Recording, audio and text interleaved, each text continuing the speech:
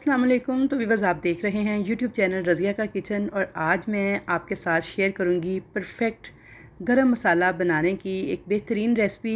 तो व्यूअर्स, अगर आपके खानों में खुशबू और जायका नहीं आता तो आप बनाइए मेरे तरीके से ये खुशबूदार गरम मसाले की रेसिपी।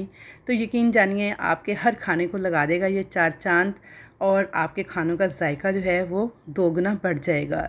तो गरम मसाला तो सभी को बनाना आता है, लेकिन गरम मसाले में मौजूद अज्जा का तनासुब क्या होना चाहिए, कौन सी चीज़ किस क्वांटिटी में और किस मिक़दार में ऐड करनी चाहिए, ये सबसे अहम चीज़ है।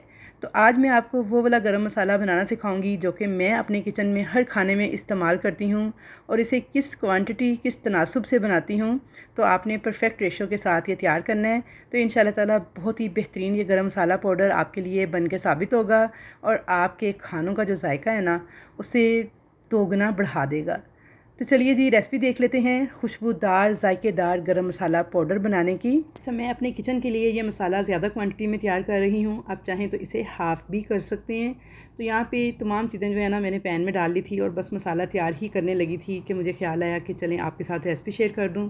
तो यहाँ पर सबसे पहले मैंने साबुत सफ़ेद ज़ीरा लिया है, 1 कप साबुत काली मिर्चें ली हैं, 3 टेबल स्पून बड़ी इलायची ली हैं 24 अदद, दालचीनी की स्टिक्स ली हैं 10 अदद, सौंफ ली है 2 टेबल स्पून भर के, बादियान के 6 फूल लिए हैं, 2 अदद जायफल और जवित्री के 10 अदद फूल लिए हैं, लौंग लिया है 1 टेबल स्पून भर के, सब्ज़ इलायचियाँ ली हैं 30 अदद और साबुत खुश्क धनिया लिया है 4 टेबल स्पून भर के।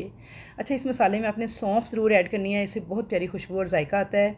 साथ ही मैंने यहाँ पे तेज़ पत्ते लिए हैं जो कि मैंने 10 से 12 अदद लिए हैं और इनको मैं इस तरह से तोड़ के छोटे छोटे टुकड़ों में कर लूँगी। अच्छा, अगर तो बरसात का मौसम हो फिर तो आप इन मसालों को थोड़ा ड्राई रोस्ट करके पीसिएगा, जैसे मैं आज आपको पीसना सिखा रही हूँ।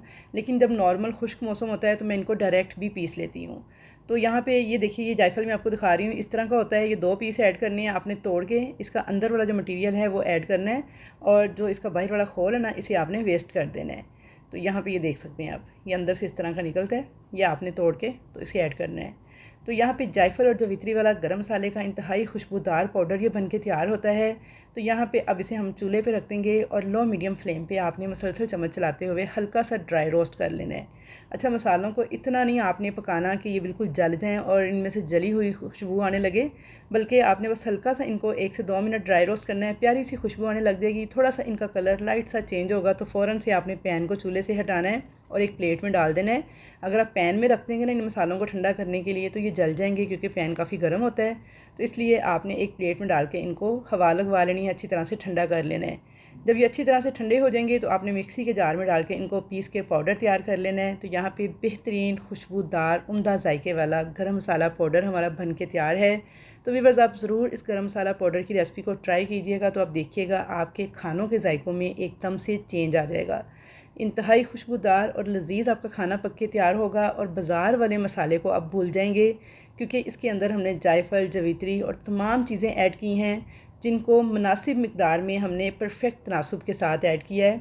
तो गरम मसाला तो सभी को बनाना आता है, तो बस इसके अंदर जो परफेक्ट रेशो होती है ना इसे सेट करना असल काम है। तो आई होप कि आपको आज की रेसिपी अच्छी लगी होगी।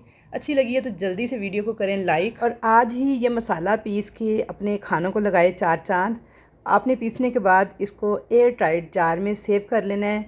तो 1.5 से 2 महीने तक आप इसको इस्तेमाल कर सकते हैं। बरसात के इस मौसम में थोड़ा सा ड्राई रोस्ट करके पीसने से ये बिल्कुल भी ख़राब नहीं होगा। 1 से 2 महीने तक इसका रंग, खुशबू और जायका इसी तरह बरकरार रहेगा।